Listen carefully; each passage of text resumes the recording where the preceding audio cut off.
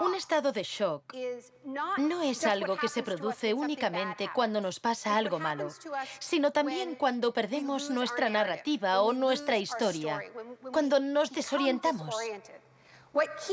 Lo que nos mantiene orientados, alerta y a salvo del shock es nuestra historia.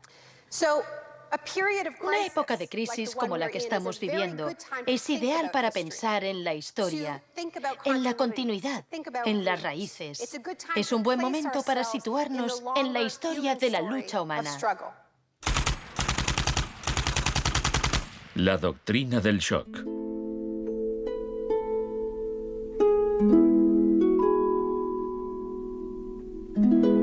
Todo empezó el 1 de junio de 1951, cuando representantes de agencias de inteligencia occidentales se reunieron en secreto con profesores universitarios en el Hotel Ritz-Carlton de Montreal.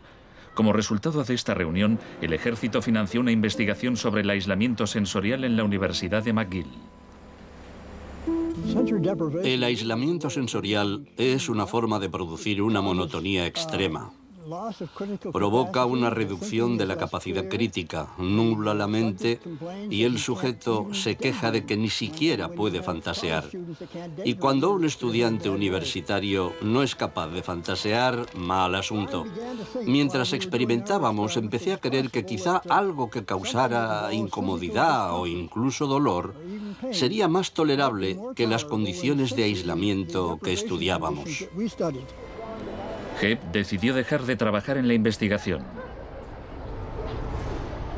No tenía idea, cuando lo propuse, del arma tan terrible, tan potencialmente terrible que podía llegar a ser. Este es nuestro momento, nuestra oportunidad. Pero los experimentos continuaron bajo las órdenes del ambicioso jefe de psiquiatría, el Dr. Ewen Cameron. Su trabajo iba mucho más allá que el nuestro. Nosotros dejábamos muy claro que el sujeto podía marcharse en el momento en que quisiera, y algunos se iban. Los pacientes de Cameron no tuvieron tanta suerte. El Allen Memorial Institute, donde trabajaba, empezó a parecer una macabra cárcel donde Cameron llevaba a cabo experimentos extraños con sus pacientes de psiquiatría.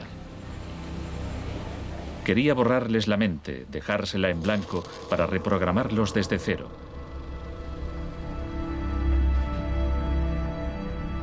Janine Huart, una joven madre de 4 hijos, padecía una depresión posparto. Me entraban escalofríos cuando me decían, mañana te toca tratamiento de electrochoque. Me estremecía, me daba mucho miedo.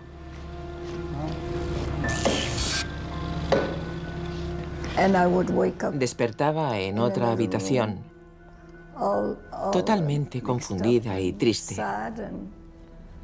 Y me quedaba muy afligida después. Iba por ahí caminando como una zombie. Cameron combinaba los electrochoques con las curas de sueño y la repetición de mensajes grabados.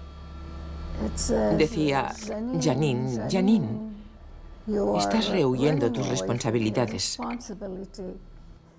No quieres cuidar de tu marido ni de tus hijos. Lo repetía una y otra vez. Suena como si la interrogaran. Sí, como si me interrogaran, pero ¿con qué objeto? La CIA no tardó en poner en práctica los hallazgos de Cameron. Muchas de sus técnicas figuran en el manual Kubark de interrogatorios para el contraespionaje. He aquí unos fragmentos. Es una tesis central del manual que estas técnicas son, en esencia, métodos para provocar la desviación de la personalidad. Hay un intervalo, que puede ser muy breve, de animación suspendida, una especie de shock psicológico o parálisis. Los interrogadores expertos reconocen este efecto cuando se da y saben que desde ese momento el sujeto está mucho más abierto a la sugestión, mucho más dispuesto a obedecer que justo antes de sufrir el shock. El otro Dr. Shock.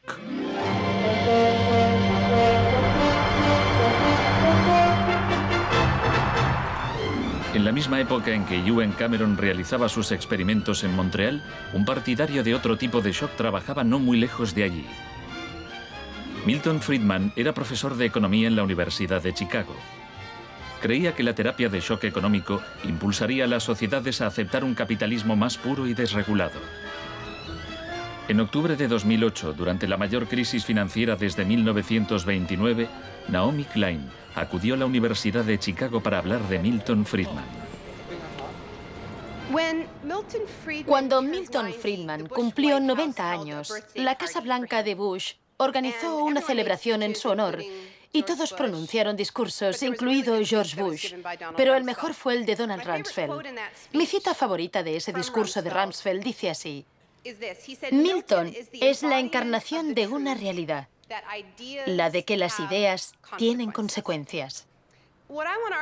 La tesis que sostengo es que el caos económico que ahora mismo impera en Wall Street, en la América Media y en Washington, deriva de muchos factores, por supuesto, pero que entre ellos están las ideas de Milton Friedman. El crack de 1929 en Wall Street desencadenó la Gran Depresión de los años 30.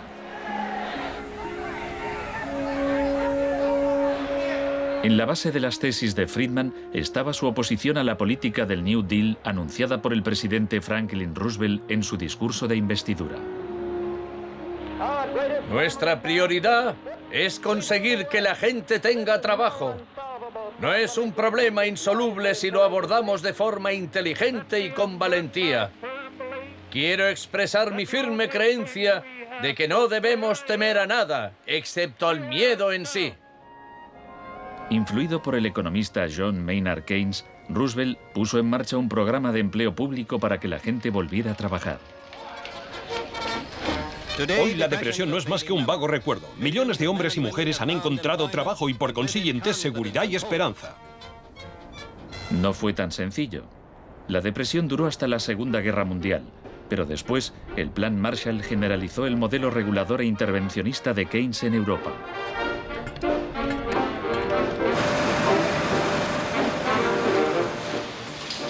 Sus principios gozaron de gran aceptación, aunque no por parte del Departamento de Economía de la Universidad de Chicago. Milton Friedman, desde esta universidad, libró una guerra contra el New Deal. Friedman era miembro de un grupo llamado Sociedad Mont Pelerin, dirigida por el economista Friedrich von Hayek. Creían que si el gobierno dejaba de prestar servicios y de regular los mercados, los problemas de la economía se resolverían solos. En los 50 los consideraban bichos raros, pero en los últimos 30 años sus ideas se han convertido en la doctrina económica dominante. La tesis de la doctrina del shock es que nos han contado un cuento sobre cómo estas medidas radicales han triunfado en el mundo, que no se han propagado de la mano de la libertad y la democracia, sino que han requerido shocks, crisis y estados de emergencia. Milton Friedman entendía la utilidad de las crisis. Solo una crisis, real o percibida, produce auténticos cambios. Cuando esa crisis sobreviene, las medidas que se toman dependen de las ideas que flotan en el ambiente. Primera puesta a prueba: Chile. Fue en Chile donde los seguidores de Friedman aprendieron a explotar un shock o crisis a gran escala. Por lo general, los voceros del neoliberalismo, los publicistas oficiales, ni siquiera mencionan a Chile. Empiezan a contar la historia a partir de Thatcher y Reagan, porque eso queda mucho mejor. En los años 50 y 60, las medidas progresistas de desarrollo en Chile eran un modelo para la zona. El gobierno invertía en salud, educación e industria. Las empresas estadounidenses temían por sus inversiones. Como respuesta, el Departamento de Estado comenzó a becar a estudiantes de Chile y el resto de Sudamérica para que estudiaran economía de libre mercado con Milton Friedman. La Universidad de Chicago tenía un convenio con la Universidad Católica de Chile que permitía a muchos chilenos venir a Chicago, donde les impartíamos formación y se doctoraban. Los estudiantes regresaban a Chile a dar clases. El Departamento de Economía de la Universidad Católica en Santiago se convirtió en una mini escuela de Chicago. Arnold Harberger, el economista que dirigía el programa, se describía como misionero totalmente entregado. En 1970, la Unidad Popular de Salvador Allende ganó las elecciones con un programa que proponía nacionalizar grandes sectores de la economía.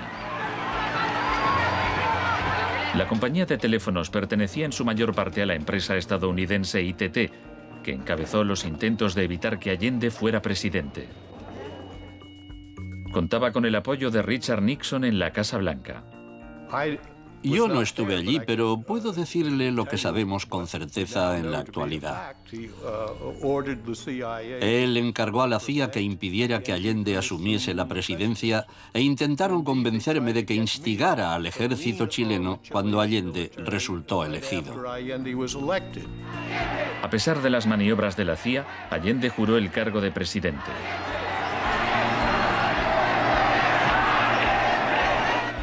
Richard Nixon ordenó al director de la CIA que hiciera gritar a la economía. El señor Nixon es presidente de Estados Unidos y yo soy presidente de Chile. Yo no tendré un término despectivo contra el señor Nixon mientras el señor Nixon respete al presidente de Chile. Comenzó a fraguarse un golpe militar. Los Chicago Boys chilenos se pusieron a trabajar en un programa económico de 500 páginas llamado El Ladrillo. Con dinero de Estados Unidos se hizo todo lo posible por desestabilizar la economía. Se declaró una huelga de camioneros que paralizó fábricas y tiendas. Hubo un golpe de Estado fallido el 29 de junio de 1973. Después, el 11 de septiembre, bajo el mando del general Pinochet, el ejército asaltó el Palacio Presidencial. El shock de la guerra. Chile había disfrutado durante 41 años ininterrumpidos de un régimen democrático que estaba siendo derrocado por medio de la violencia. Para Pinochet y sus partidarios el golpe era una guerra, y desde luego estaba concebido para parecerlo. Fue el precursor chileno de la doctrina militar de shock y pavor.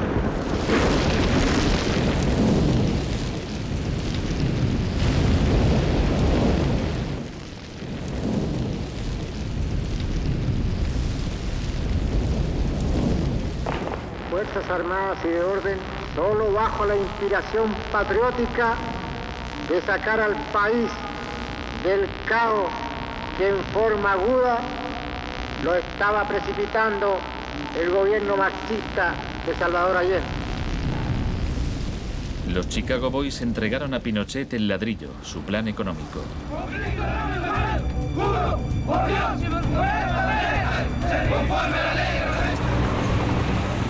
Los días siguientes, más de 13.000 opositores fueron detenidos y encarcelados.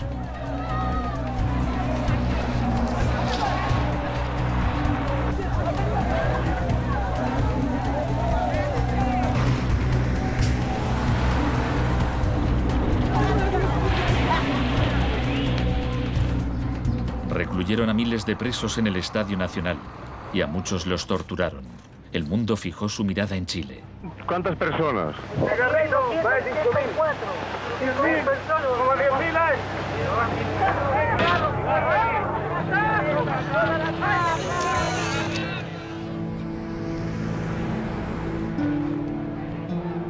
A principios de noviembre liberaron a 5.000 presos. A los 900 que quedaron los trasladaron a otros centros de detención.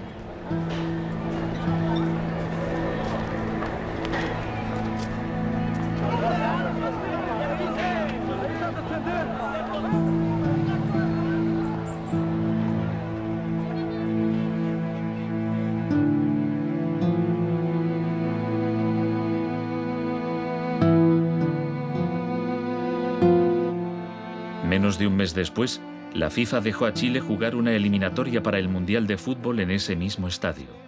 Su rival, la Unión Soviética, se negó a jugar allí, así que se permitió a Chile marcar en portería vacía y clasificarse para el Mundial de 1974. Porque fueron tocando sin adversario hasta el otro lado. El shock económico. Aprovechando el estado de shock de la población, Pinochet impuso las medidas recomendadas por los Chicago Boys, suprimió el control de precios, privatizó empresas estatales, eliminó aranceles de importación y redujo el gasto público. Más tarde, Friedman reconoció abiertamente la importancia del experimento chileno. Se trataba del primer caso en que un avance hacia el comunismo daba paso a un avance hacia el libre mercado. No dio resultado. Al cabo de un año había una inflación del 375% anual, la más alta del mundo. Así que en marzo de 1975, Arnold Harberger y Milton Friedman volaron a Santiago. Empleó una expresión que nunca se había utilizado en el contexto de una crisis económica mundial. Exigió un tratamiento de shock. Dijo que él era como un médico que iba a ayudar a un país asolado por una epidemia y simplemente recetaba el remedio. Friedman escribió que el general Pinochet se mostraba receptivo a la idea de un tratamiento de shock, aunque era evidente que le preocupaba el paro temporal que podía causar.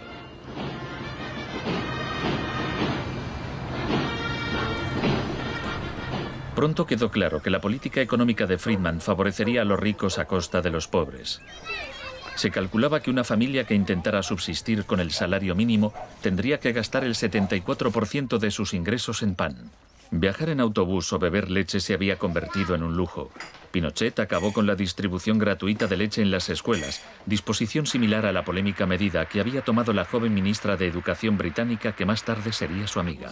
¿Me siento aquí? Gracias. Muchas gracias. Para poder imponer estas políticas económicas, había que sembrar el miedo hacia un enemigo. Tampoco creo yo que se haya triunfado totalmente sobre el marxismo. El marxismo es como un fantasma. Cuesta mucho tomarlo. Mejor dicho, no se puede tomar.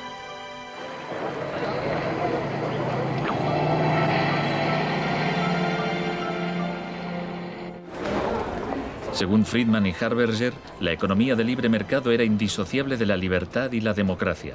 Pero en Chile, donde sus ideas se estaban aplicando en el contexto de una dictadura militar, no era así. Muchos latinoamericanos veían una relación directa entre los shocks económicos que empobrecían a millones de personas y las torturas infligidas a quienes creían en una sociedad distinta. Orlando Letelier era uno de ellos. Letelier había sido embajador de Allende en Washington. Pasó un año en una de las cárceles de Pinochet antes de exiliarse en Estados Unidos. En 1976, Letelier escribió: el plan económico tenía que imponerse por la fuerza, y en Chile esto solo podía conseguirse por medio de miles de asesinatos, el establecimiento de campos de concentración por todo el país y el encarcelamiento de más de 100.000 personas en 3 años.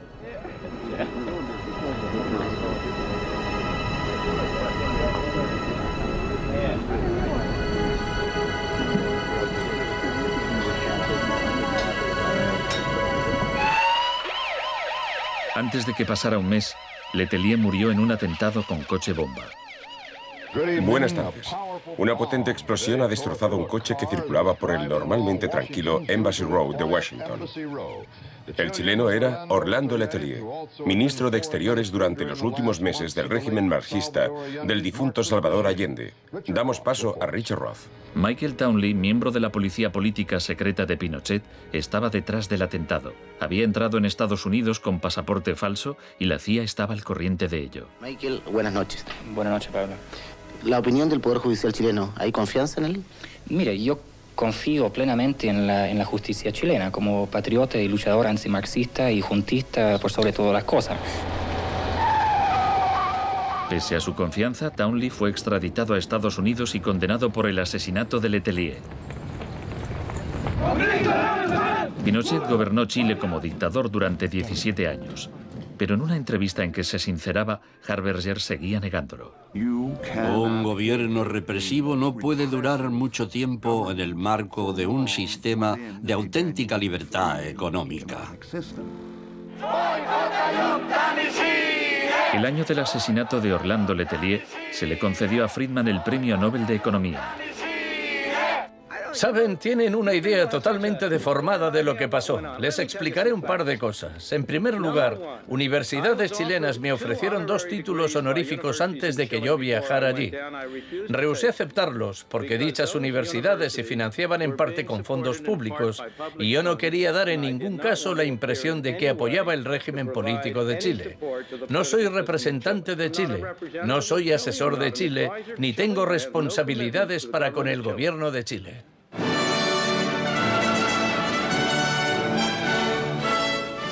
Y ahora le cedo la palabra al profesor Milton Friedman. Friedman, vete a casa. Friedman, vete a casa.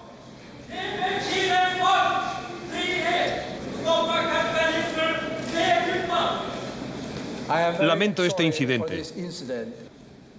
Podría haber sido peor.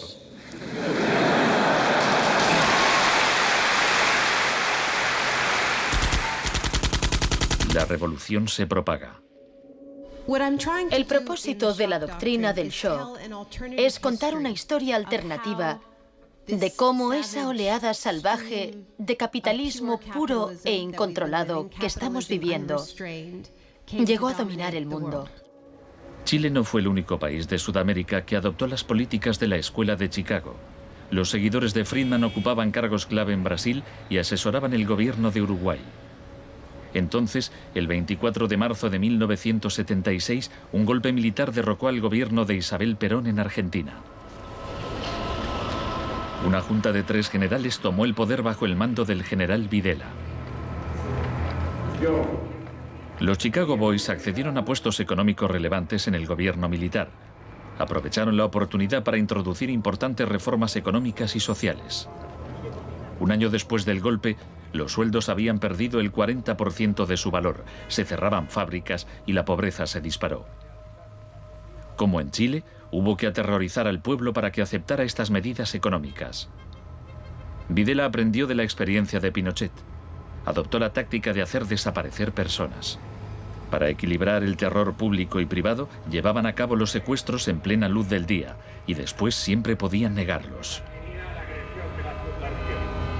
Fue necesario cumplimiento de la misión que la nación le tiene asignada, articular la defensa de la sociedad argentina. Las reglas de esta guerra no convencional, que no buscamos ni provocamos, son distintas. Muchas de las técnicas empleadas por los militares chilenos y argentinos las habían aprendido en la Escuela de las Américas, dirigida por Estados Unidos. Enseñaban técnicas de tortura. Violar a la víctima, desnudarla, herirla con objetos punzantes, romperle extremidades, sacarle los ojos, marcarla a fuego. En Latinoamérica hay regímenes que violan hoy en día los derechos humanos. Practican asesinatos políticos, torturas, deportaciones, encarcelamientos sin juicio, que son técnicas aprendidas en este centro. Quizás sea así. Si me dice que lo que enseñamos aquí se ha llevado a la práctica, no se lo negaré. El uso de la tortura contra un soldado enemigo conocido para obtener algún tipo de ventaja militar me parece justificable y acertado. Ir más allá, utilizar las técnicas de tortura solo para intimidar a la gente, es un grave error, poco ético e inmoral. Pero en Argentina y Chile estas técnicas no solo se emplearon con soldados o terroristas, sino con estudiantes y sindicalistas, con todo aquel que se opusiera a la política de libre mercado del régimen.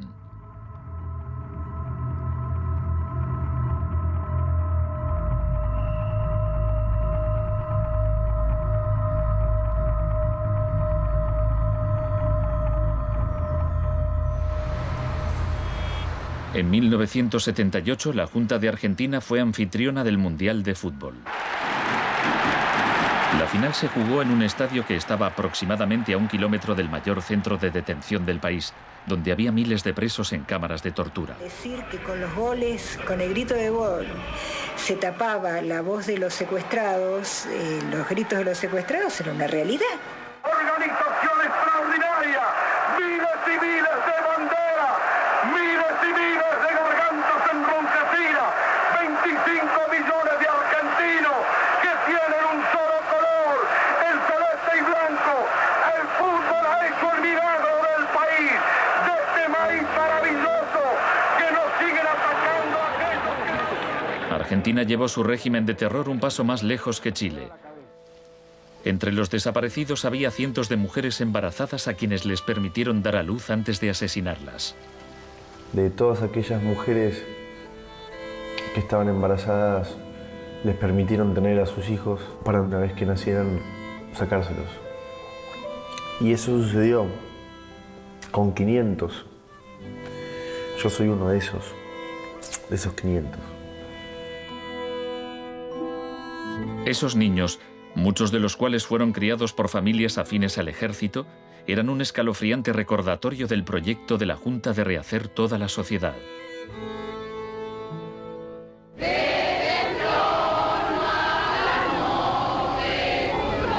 Cuando la Junta aún detentaba el poder, un grupo de madres y abuelas de desaparecidos empezaron a protestar en la Plaza de Mayo.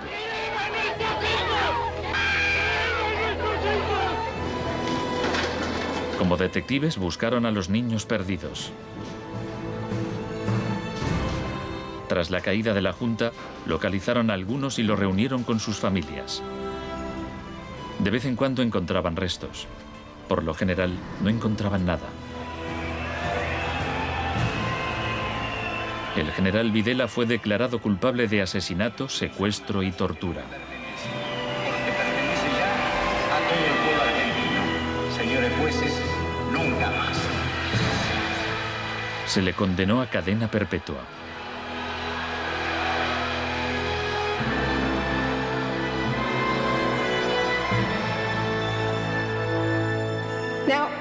Estos primeros experimentos en Latinoamérica plantearon a Friedman y a sus acólitos un serio problema ideológico. Friedman había prometido que sus medidas no solo enriquecerían aún más a la élite, sino que crearían la sociedad más libre posible, que aquella era una guerra contra la tiranía, que el capitalismo y la libertad iban juntos. Sin embargo, vemos que en los 70 los únicos países que ponían en práctica esas ideas eran dictaduras militares. Nixon había dado todo su apoyo a la imposición de ese liberalismo brutal por parte de las dictaduras sudamericanas. En cambio, el caso de la política económica dentro de Estados Unidos, donde Nixon se estaba jugando la reelección, era harina de otro costal. La Escuela de Chicago y el mundo anglosajón.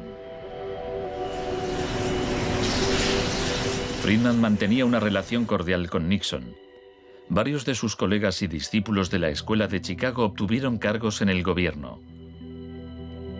Entre ellos Donald Rumsfeld. Con la ayuda de Dios. Enhorabuena. Gracias. En 1971, en plena depresión económica, Nixon dejó a un lado las ideas de Friedman e instauró una política de control de precios y salarios. Puso a Rumsfeld al cargo.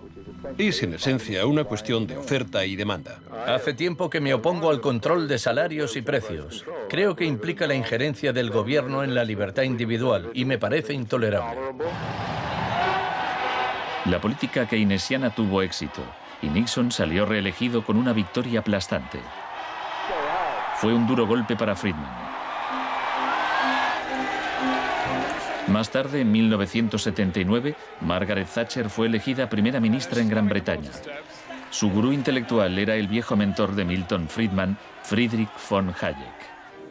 Poco más de un año después, Ronald Reagan ganó las elecciones presidenciales de Estados Unidos.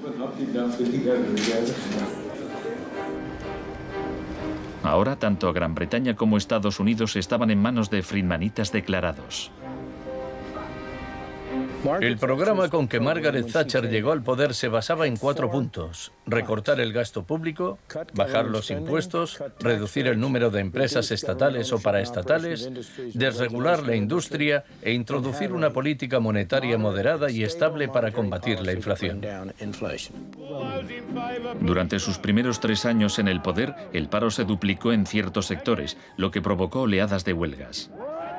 El índice de popularidad de Thatcher cayó hasta el 25%. Estallaron disturbios en las principales ciudades británicas. Hasta los admiradores de Thatcher albergaban ciertas dudas. Los resultados económicos de la administración Thatcher son desiguales.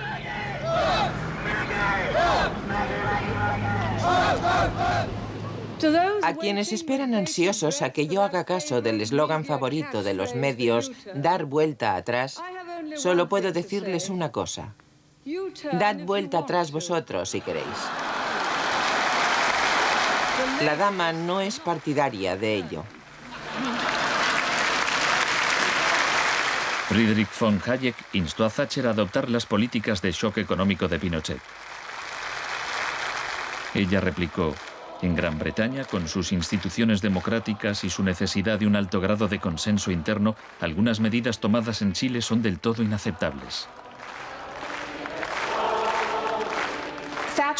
La enorme impopularidad de Thatcher demostraba una vez más que el fundamentalismo del libre mercado era demasiado impopular y perjudicaba directamente a demasiada gente como para sobrevivir en un sistema democrático que requería el consentimiento de los gobernados, a diferencia de una dictadura militar. Lo que sacó a Thatcher del abismo y salvó finalmente el proyecto fue una crisis, la crisis suprema, de hecho, una guerra. Estamos aquí porque, por primera vez en muchos años, un territorio de soberanía británica ha sido invadido por un país extranjero. El gobierno ha decidido que un importante destacamento zarpe en cuanto se hayan ultimado todos los preparativos. El acorazado Invincible irá en cabeza. La mayoría de los británicos ni siquiera había oído hablar de las Malvinas, pero cuando Argentina invadió el pequeño archipiélago a miles de kilómetros de distancia, en el Atlántico Sur, Thatcher aprovechó la ocasión para hacer honor al apodo Dama de Hierro. Caballeros, me dicen que la bandera blanca ondea sobre Stanley. La guerra terminó menos de 3 meses después. Cuando las tropas regresaron al Reino Unido, las celebraciones patrióticas inundaron el país. Thatcher ganó las elecciones de 1983 por amplia mayoría. Esto le permitiría aplicar una forma de terapia de shock económico como la impuesta en Chile.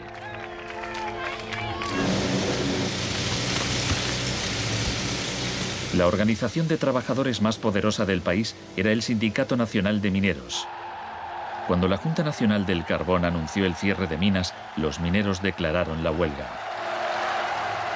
Zonas del centro de Londres están paralizadas por miles de mineros y simpatizantes que se manifiestan por la ciudad en favor de la huelga de mineros, la más larga y feroz jamás vivida en Inglaterra desde 1926, así como la más costosa. La huelga duró casi un año. Thatcher empleó todos los medios a su disposición para acabar con el sindicato.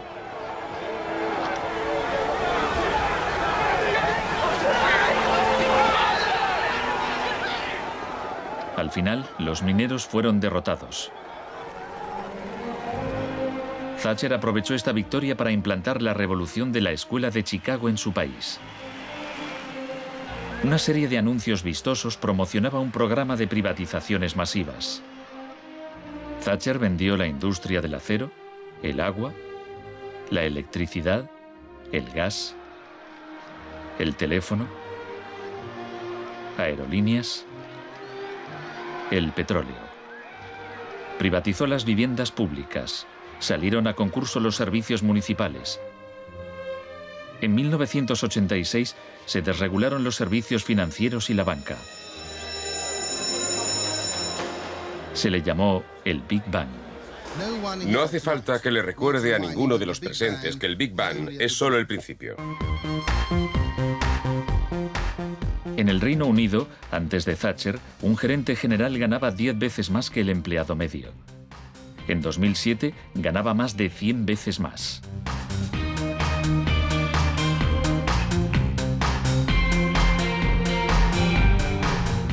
En Estados Unidos, antes de Reagan, los gerentes generales ganaban 43 veces más que el empleado medio.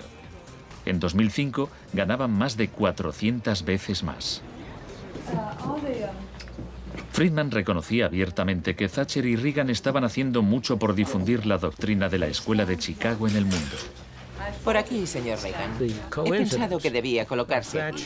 La coincidencia en el tiempo de los mandatos de Thatcher y Reagan fue sumamente importante para la aceptación pública en todo el mundo de un enfoque distinto de la política económica y monetaria. Muchas gracias. Voy a describirles un plan y una esperanza a largo plazo.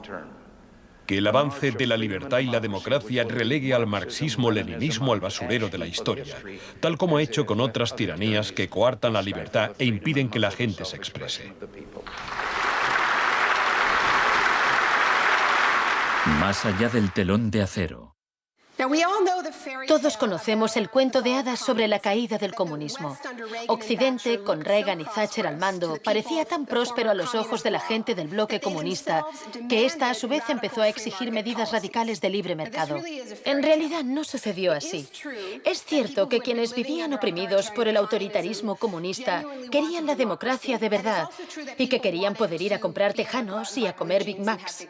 Eso es cierto. Pero eso no significa que aspiraran al capitalismo salvaje con oligarcas descontrolados y sin protecciones sociales, que acabó por instaurarse en tantos países del bloque del Este que aún lo padecen hoy en día.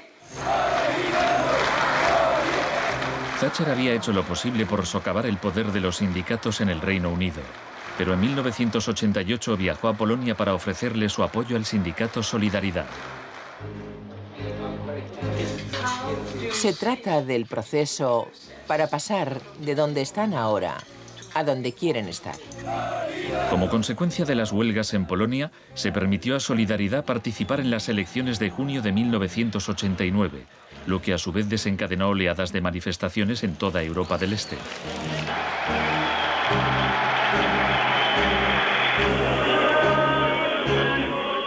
En épocas anteriores, la Unión Soviética había utilizado la fuerza para aplastar los movimientos democráticos. Pero ahora la URSS tenía un líder distinto, Mikhail Gorbachov, impulsor de la Glasnost y la Perestroika. Hablaba de una tercera vía, de una transición gradual hacia una socialdemocracia a la escandinava, algo a medio camino entre el capitalismo de libre mercado y el comunismo. Gorbachov cautivó al público y los políticos de Occidente. Es un líder audaz, decidido y valiente. Ante la mirada de Gorbachov, los viejos regímenes comunistas se desmoronaron uno a uno.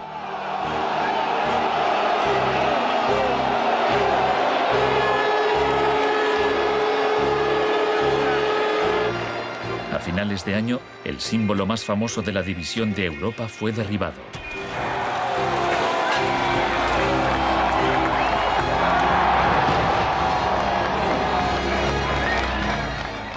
Para Friedman y los Chicago Boys, se abrieron las puertas de todo un mundo nuevo. En la Unión Soviética, Gorbachov quería reformar la economía rusa poco a poco. En 1991, Gorbachov asistió como invitado a la cumbre del G7 en Londres. Esperaba obtener apoyo financiero para sus reformas económicas graduales. Sin embargo, le dijeron que o aceptaba la terapia de shock radical o no le concederían ayudas. ¿Qué tal, señor presidente? ¿No está demasiado cerca? El mes siguiente se produjo un intento de golpe de Estado contra él. Miembros del sector duro del Partido Comunista pusieron a Gorbachov bajo arresto domiciliario en su casa de veraneo de Crimea. Los tanques rodearon la Casa Blanca, el Parlamento ruso.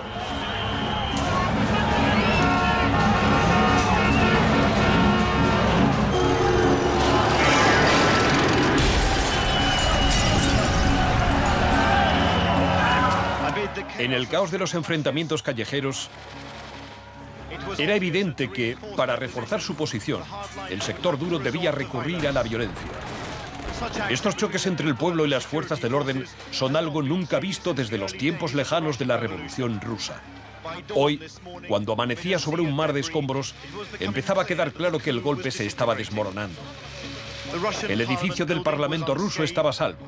El ejército no había intervenido. Y en el interior, Yeltsin tenía más poder que nunca.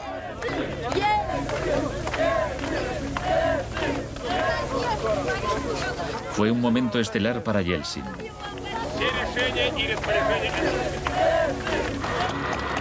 Gorbachov fue puesto en libertad y regresó a Moscú, pero había perdido buena parte del poder.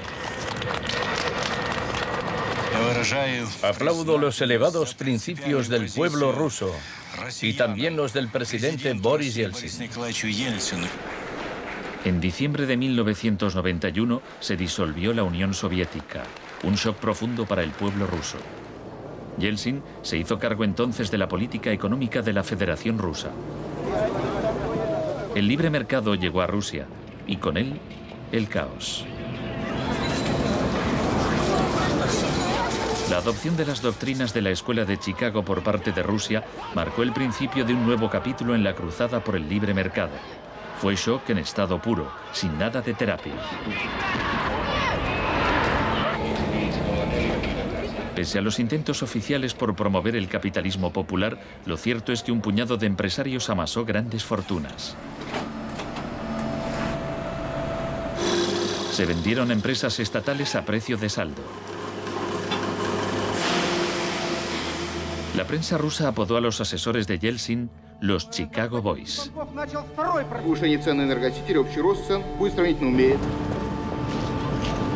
Gracias a la terapia de shock de Yeltsin, en 1992 los rusos consumían un 40% menos que en 1991. Un tercio de la población había caído en la pobreza y la gente tardaba meses en cobrar su sueldo. Según las predicciones de un experto, 140 millones de rusos pronto vivirán bajo el umbral de la pobreza. La corrupción era generalizada y el crimen organizado se disparó. Moscú se convirtió en el nuevo salvaje oeste.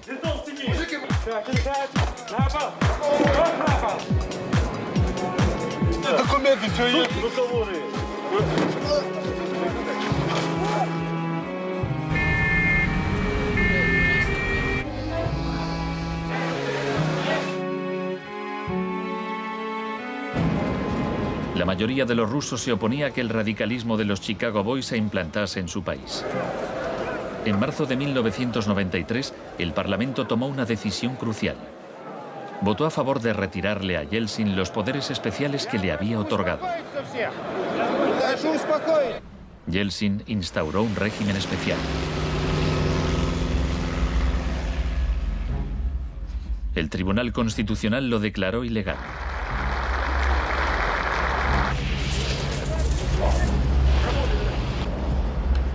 El 21 de septiembre, Yeltsin, al estilo Pinochet, disolvió el Parlamento. A partir de hoy quedan suspendidas las funciones legislativas, administrativas y de control del Parlamento de la Federación Rusa. Occidente puso su influencia al servicio de Yeltsin. Creemos que Boris Yeltsin es la mayor esperanza para la democracia en Rusia. 2 días después, el Parlamento votó a favor de destituir a Yeltsin por 636 votos a 2. Miles de partidarios del Parlamento se congregaron frente a la Casa Blanca e intentaron tomar la televisión.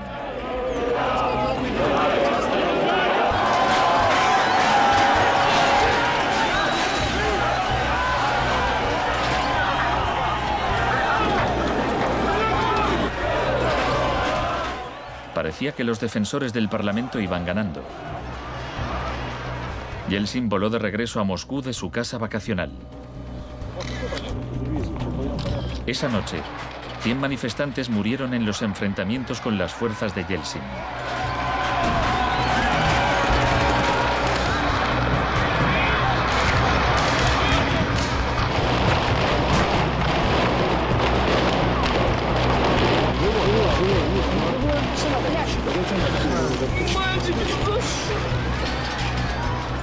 El 4 de octubre, Yeltsin ordenó al ejército que atacara la Casa Blanca y bombardeara el mismo edificio que él había defendido 2 años antes.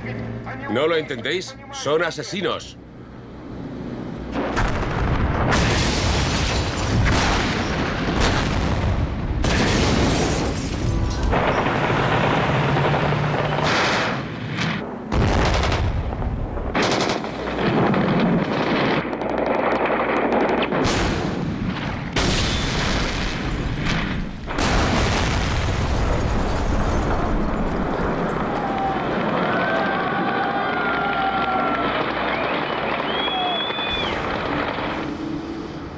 Warren Christopher, el secretario de Estado norteamericano, dijo: Estados Unidos no suele apoyar la suspensión de parlamentos, pero corren tiempos excepcionales.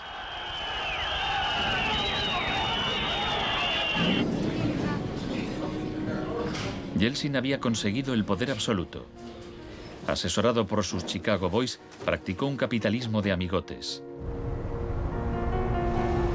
Se pusieron a la venta más industrias estatales, y así nació una nueva clase de empresarios multimillonarios con influencia política, los oligarcas. En 1998, el 80% de las granjas rusas estaba en quiebra y 70.000 fábricas estatales habían cerrado. En 8 años, el número de pobres había aumentado en 72 millones, mientras Moscú pasaba a ser la ciudad del mundo con más multimillonarios.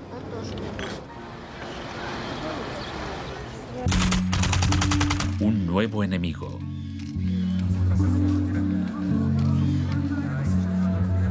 Buenas tardes, gracias por venir. Es un honor para mí anunciarles que voy a proponer a Donald Rumsfeld como secretario de Defensa. Estoy deseando servir de nuevo a mi país. Rumsfeld ya había sido secretario de Defensa en el gobierno de Gerald Ford.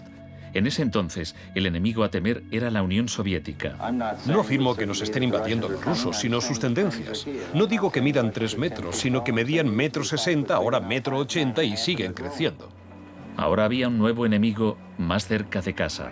El 10 de septiembre de 2001, Rumsfeld expuso en un discurso sus planes para privatizar parte del ejército de Estados Unidos. Milton Friedman se habría sentido orgulloso. Decía: hoy hablaré de un adversario que representa una amenaza, una grave amenaza para la seguridad de Estados Unidos. Dicho adversario es uno de los últimos bastiones de la planificación central. Gobierna a golpe de planes quinquenales. Podría parecer que este adversario es la antigua Unión Soviética, pero ese enemigo ya no existe. Tenemos a este adversario mucho más cerca. Es la burocracia del Pentágono. Hoy le declaramos la guerra a la burocracia. Al día siguiente, el vuelo 77 de American Airlines se estrelló en el Pentágono y mató a 184 personas.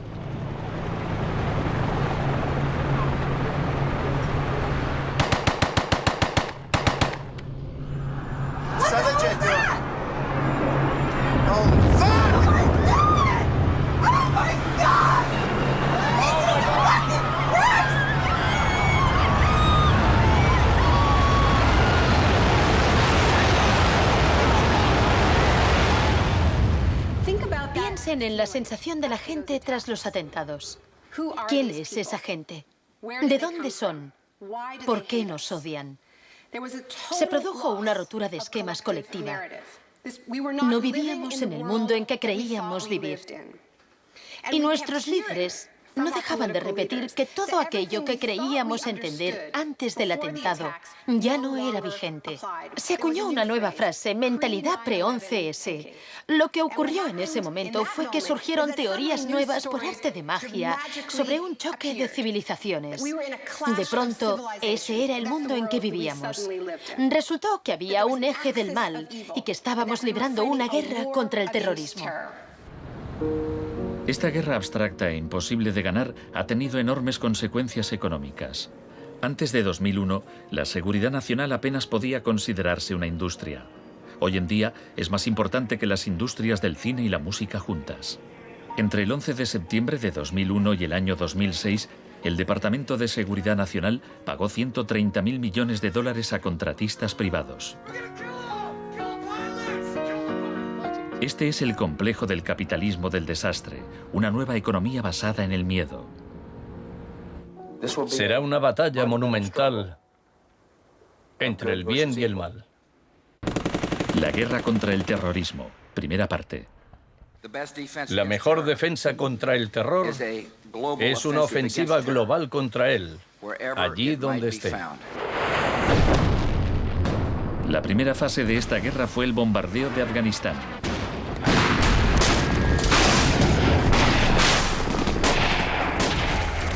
El gobierno talibán fue derrocado rápidamente. La posguerra resultó más complicada. Nuestra lucha contra el terrorismo empezó en Afganistán, pero no acaba allí.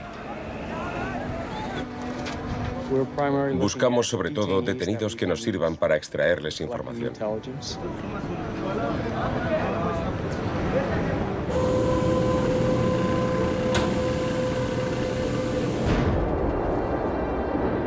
En Guantánamo, las fuerzas estadounidenses pusieron en práctica por primera vez las técnicas del manual Kubark de forma explícita y pública. Oficialmente aprobadas por la Casa Blanca, fueron mostradas abiertamente por televisión en todo el mundo. El aislamiento, tanto físico como psicológico, debe mantenerse desde el instante de la captura. La capacidad de resistir se ve reducida por la desorientación. Los presos deben guardar silencio en todo momento y jamás se les debe permitir hablar entre sí. 3 de los presos, Asif Iqbal, Rual Ahmed y Shafiq Rasul, eran de Tipton, Inglaterra. Pasaron más de 2 años en Guantánamo antes de que los liberasen sin cargos. No te dejaban hablar con nadie, ni hacer nada, ni estar de pie. Te obligaban a pasarte todo el rato ahí sentado.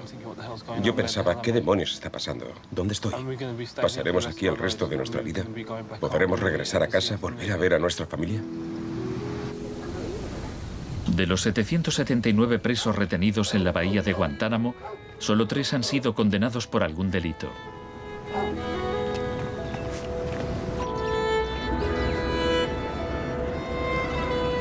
Lo único que sé a ciencia cierta es que son mala gente. Era un mensaje para todo el mundo, un mensaje muy claro. Esto es lo que te pasa si te interpones en nuestro camino. La guerra contra el terrorismo, segunda parte. La guerra contra el terrorismo no se libra contra un solo hombre o contra un solo país. Se alegaron muchas justificaciones para la invasión de Irak. Pero si Estados Unidos realmente hubiera querido invadir un país que presuntamente albergaba a líderes de Al-Qaeda, tenía armas nucleares y vendía tecnología nuclear a otros países, Pakistán habría sido la opción más obvia. Tenía contactos estrechos con los talibán y el poder estaba en manos de un dictador militar. En cambio, George Bush eligió como objetivo Irak, el país con la tercera mayor reserva de petróleo del mundo.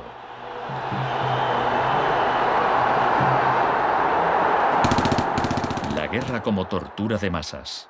Los planes de guerra del Departamento de Defensa no son como los de la Guerra del Golfo. Están más en la línea de la invasión de Panamá de 1989. Según ha podido saber la CBS, se iniciará en el llamado Día A con A de ataques aéreos, ataques tan devastadores que hará que los soldados de Saddam no puedan ni quieran oponer resistencia.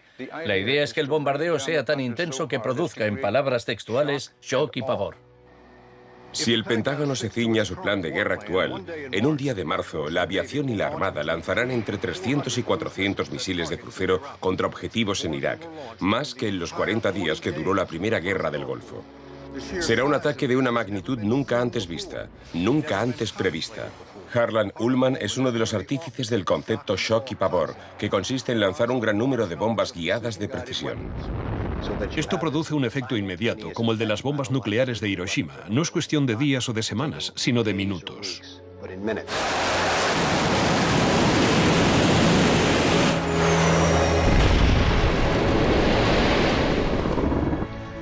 Además, paralizas la ciudad, es decir, la dejas sin energía ni agua y lanzas una campaña implacable de desgaste, de modo que al cabo de 2, 3, 4 o 5 días, ellos quedan agotados física, emocional y psicológicamente.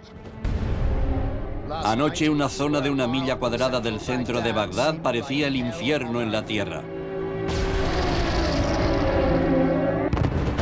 Durante la primera oleada de bombardeos, los ciudadanos de Bagdad sufrieron una versión del aislamiento sensorial descrito en el manual Kubark.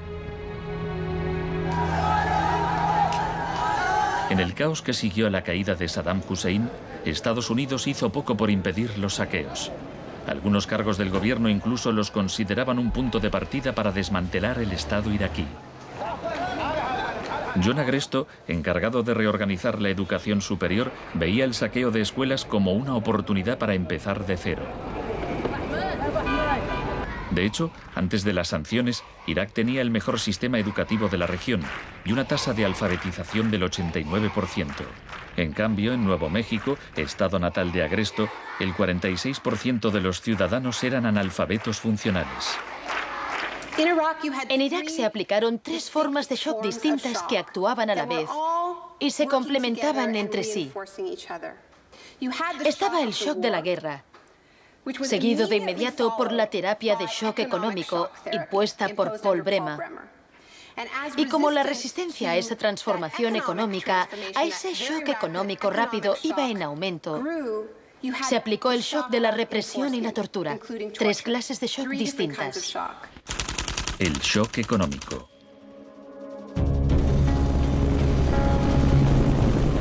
En mayo de 2003, Paul Bremer fue nombrado enviado presidencial de Estados Unidos a Irak. 2 semanas después de su llegada, declaró el país listo para los negocios. Creemos que la coalición cuenta con una autoridad lo bastante amplia para decidir el rumbo de la economía iraquí. Bremer sabía poco sobre Irak, pero mucho sobre el capitalismo del desastre. Había fundado la Crisis Consulting Practice en los inicios del boom de la seguridad nacional. Hoy es un día muy importante en Bagdad. Bremer dedicó los primeros 4 meses a aprobar medidas clásicas de la Escuela de Chicago. Rumsfeld aseguraba que Irak tenía unas de las leyes fiscales y de inversión más avanzadas y atractivas del mundo libre.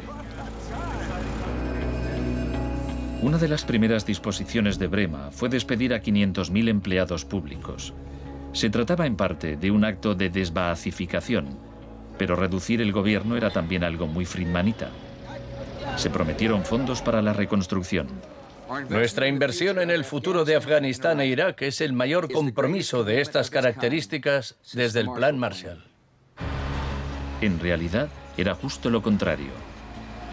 Mientras que el fin del Plan Marshall era impulsar la industria europea, la ayuda a Irak se invirtió en empresas de Estados Unidos. Los pocos iraquíes que consiguieron empleo estaban al final de una serie de subcontratistas. Creative Associates se hizo con contratos por valor de $100 millones para esbozar el programa de estudios e imprimir libros de texto para el sistema educativo. La consultora en gestión y tecnología Bearing Point obtuvo contratos por valor de $240 millones para implantar un sistema de libre mercado en Irak. RTI, con sede en Carolina del Norte, logró contratos por $466 millones para asesorar sobre la instauración de la democracia en Irak. Y a Halliburton se le adjudicaron contratos de coste más incentivos por $20.000 millones. Parsons recibió $186 millones para construir 142 clínicas sanitarias. Solo se terminaron 6. El suministro básico de electricidad y agua apenas mejoró, pese a los miles de millones que se gastaron durante los primeros 4 años. Vamos a triunfar aquí y cuando lo consigamos habremos hecho algo importante, no solo para 25 millones de iraquíes, sino para favorecer los intereses occidentales en la región. Hasta los nuevos billetes iraquíes se imprimían en el extranjero. Les mostraré un ejemplo de estos billetes. Estados Unidos incluso llegó a pagar a empresas privadas para que supervisaran a las empresas privadas que habían logrado contratos.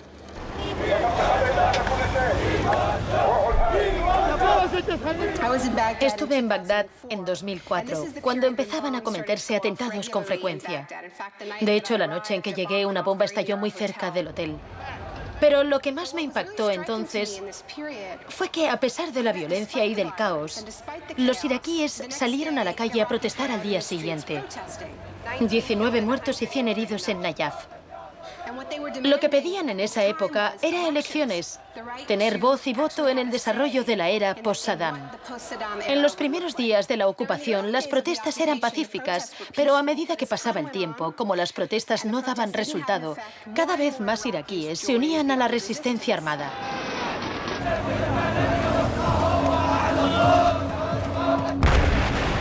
La violencia se descontroló.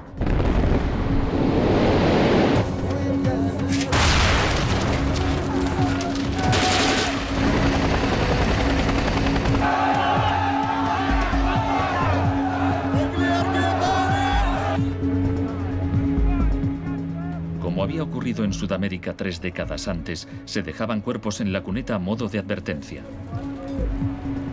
Eran los desaparecidos de Irak.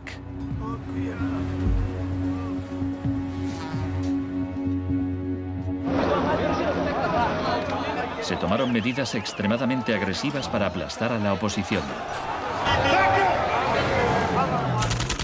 El shock de la represión.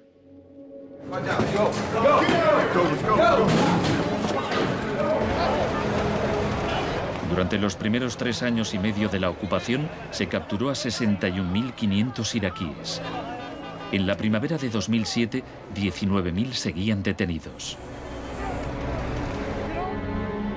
En prisión los interrogaban con técnicas derivadas de las que ideó la CIA, basándose en los experimentos realizados por Ewen Cameron en los años 50.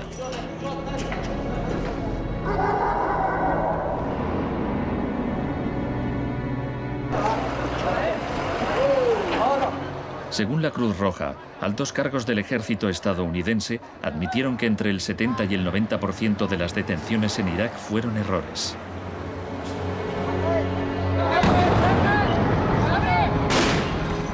Aunque el caos que reina en el país parezca un fracaso de la terapia de shock, en Irak el capitalismo del desastre ha florecido. El desastre en sí era una buena oportunidad para hacer negocio.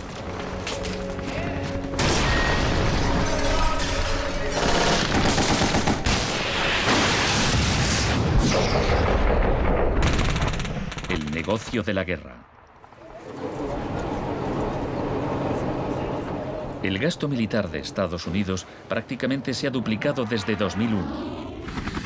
Se acerca a los 700.000 millones de dólares al año. Ya en 1961, el presidente Eisenhower, que no era precisamente de izquierdas, advirtió del peligro de un ejército demasiado poderoso. La conjunción de una estructura militar inmensa y de una gran industria de armamento es algo nuevo en la historia de Estados Unidos. Debemos precavernos contra una adquisición de influencia injustificada, deliberada o no, por parte del complejo industrial militar. No debemos permitir jamás que esa combinación suponga un riesgo para nuestras libertades o nuestros procesos democráticos. La guerra de Irak ha sido el conflicto más privatizado de la historia contemporánea.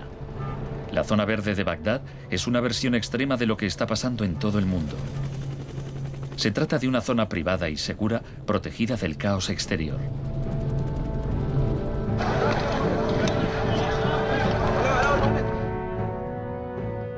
En 1991, durante la Primera Guerra del Golfo, por cada 100 soldados había un contratista militar.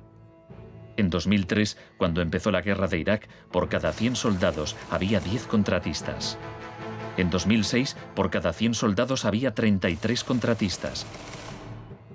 Un año después, por cada 100 soldados había 70 contratistas. En julio de 2007 había más contratistas que soldados en Irak.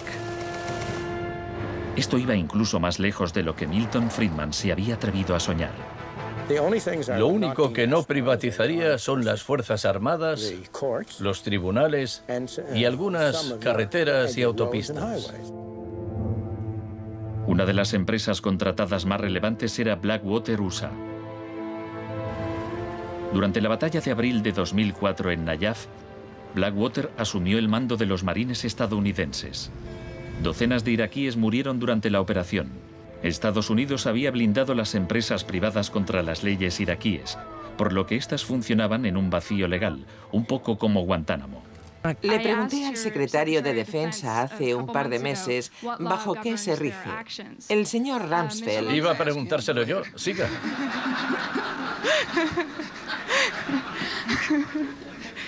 ¡Socorro! Iba... Del mismo modo que la terapia de shock de Cameron dejaba a los pacientes confundidos y deshechos, los múltiples shocks infligidos a Irak redujeron al país a un estado de anarquía y violencia sectaria. En la época en que ejecutaron a Saddam, en 2006, morían 1000 iraquíes por semana.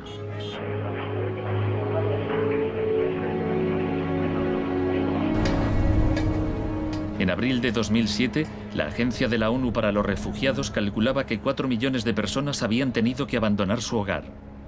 Cientos de miles de iraquíes habían muerto.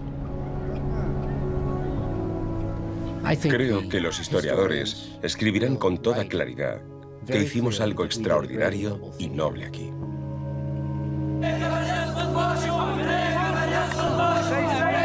Esta es una manifestación contra el terrorismo americano. Los americanos arrestan y matan a mujeres y niños, insultan a los ancianos y matan a los jóvenes. América es terrorismo, América es terrorismo.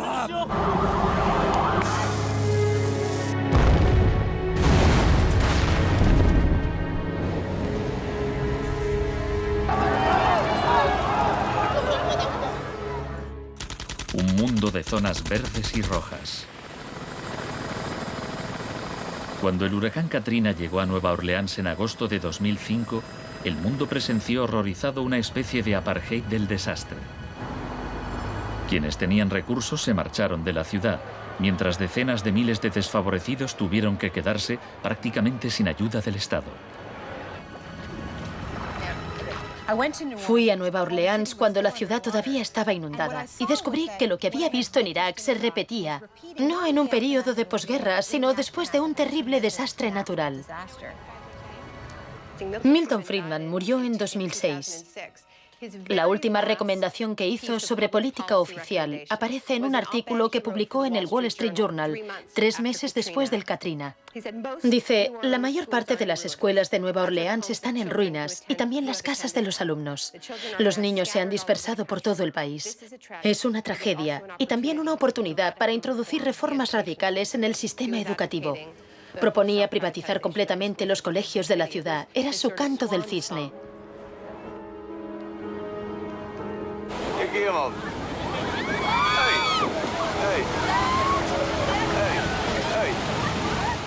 Fui testigo de un proceso similar en Sri Lanka, en los días que siguieron al tsunami de 2004.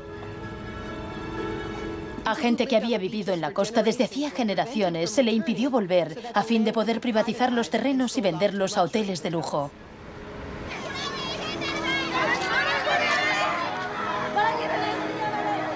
Justo a esto me refiero con la expresión doctrina del shock, al saqueo sistemático del sector público después de un desastre, cuando la gente está demasiado ocupada haciendo frente a la emergencia, a sus problemas diarios, para proteger sus intereses.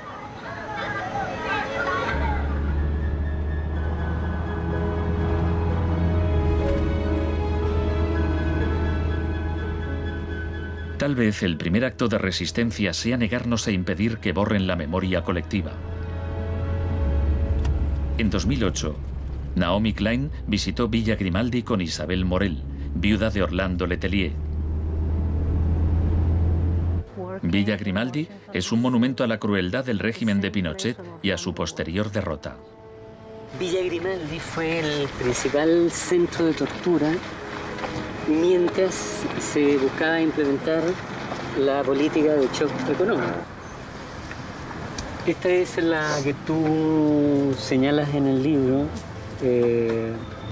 como las casas de uno por uno donde estaban los detenidos en Villa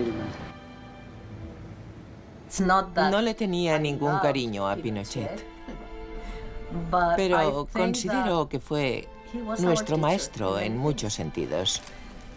Aprendimos qué era el mal.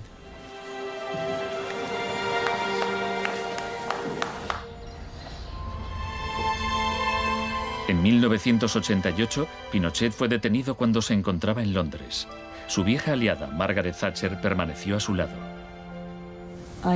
Sé lo mucho que le debemos.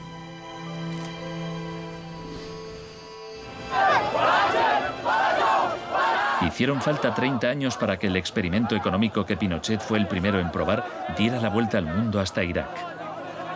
Aún así, las similitudes entre pasado y presente son asombrosas. Entre los campos de concentración de Pinochet y el centro de detención de Bush en Guantánamo. Entre los desaparecidos de Chile y los de Irak. Entre los experimentos de Ewen Cameron y las torturas infligidas a los presos de Abu Ghraib. Ha llegado nuestro momento, nuestra ocasión. Borró todo el pasado. Por eso aplicaba electrochoques. Borraba el pasado del paciente e implantaba ideas nuevas. Pero Janine resistió. En 1988, la CIA accedió a indemnizar a Janine y a otras víctimas de los experimentos de Ewen Cameron. Janine, ¿estás orgullosa de que, aunque intentaron hundirte, tú has luchado con todas tus fuerzas y has vencido? En cierto modo, sí. En cierto modo. Porque creo que todavía me queda una pizca de fuerza de voluntad. Es muy difícil luchar contra un gobierno. La gente me decía: Janine, no puedes luchar contra el gobierno, no te das cuenta, son muy poderosos. Pero yo tenía fe en que ganaría. El fin de una era. Los mercados no regulados son volátiles por naturaleza. Las burbujas se inflan y al final estallan inevitablemente. Tras la desregulación del Big Bang, en los 80, se han producido varios shocks económicos. En 1987 hubo un lunes negro. Los mercados se desplomaron de forma espectacular. Fue el mayor derrumbe porcentual ocurrido en un mismo día en la historia de la bolsa. En 1992 hubo un miércoles negro cuando los especuladores de divisas hicieron fortunas apostando contra la libra. En 1997 estalló la crisis asiática. En un año, 600.000 millones de dólares se perdieron en las bolsas de Asia.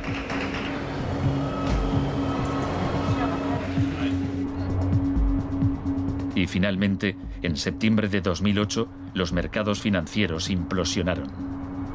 El mercado no está funcionando correctamente. Ha habido una pérdida generalizada de confianza.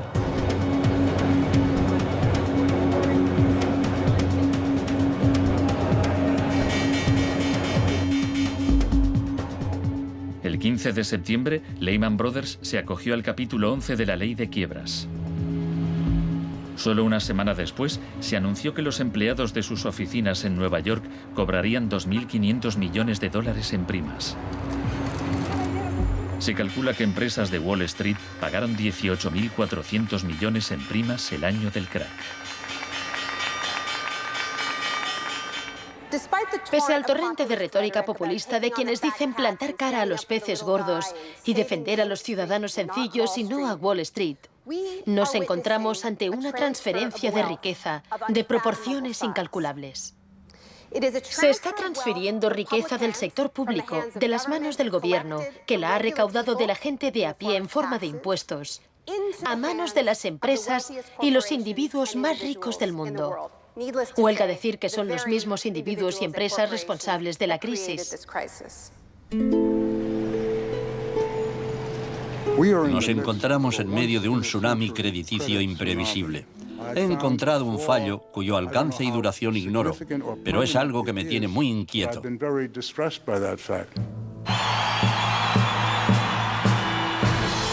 Estados Unidos, la crisis financiera propició la victoria de Obama. El país quería cambiar de rumbo. ¡Hola, Chicago! Esta crisis está claramente considerada por casi todo el mundo un resultado directo de esta ideología concreta de la desregularización y la privatización. La magnitud de la crisis abre una puerta a la esperanza. La doctrina del shock, como estrategia, solo funciona si no sabemos que existe. Lo que me parece más esperanzador de la crisis económica actual es que esta táctica se está desgastando, pues el factor sorpresa ha desaparecido. Los tenemos calados y ya no nos engañan. Nos estamos volviendo a prueba de shocks. La última vez que el mundo sufrió una crisis financiera tan grave como esta, la gente abrazó las medidas keynesianas del New Deal. Quiero expresar mi firme creencia de que no debemos temer a nada, excepto el miedo mismo. Más de 1 millón de personas se desplazó a Washington para asistir al discurso de investidura de Obama. Muchos periodistas lo compararon con Franklin Roosevelt. Últimamente se han trazado muchos paralelismos entre Obama y Franklin Delano Roosevelt. Así que hablaré un poco de este último. Les contaré una anécdota estupenda que podría ser inventada sobre cuando lo visitaban representantes de sindicatos u organizaciones progresistas y le proponían medidas nuevas y avanzadas para que las incluyese en el New Deal. Él los escuchaba con atención y al final decía: ahora salid ahí fuera y obligadme a hacerlo.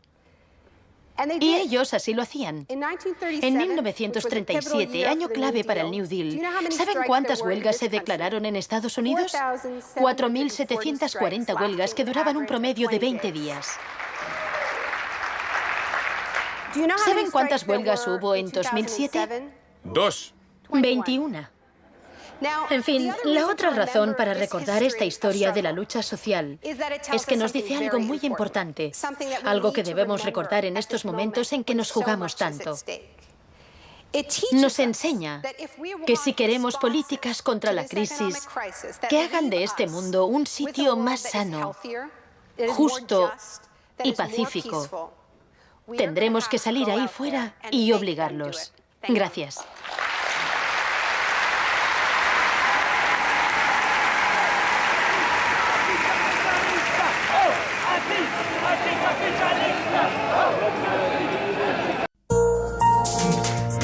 Volvemos en 2 minutos.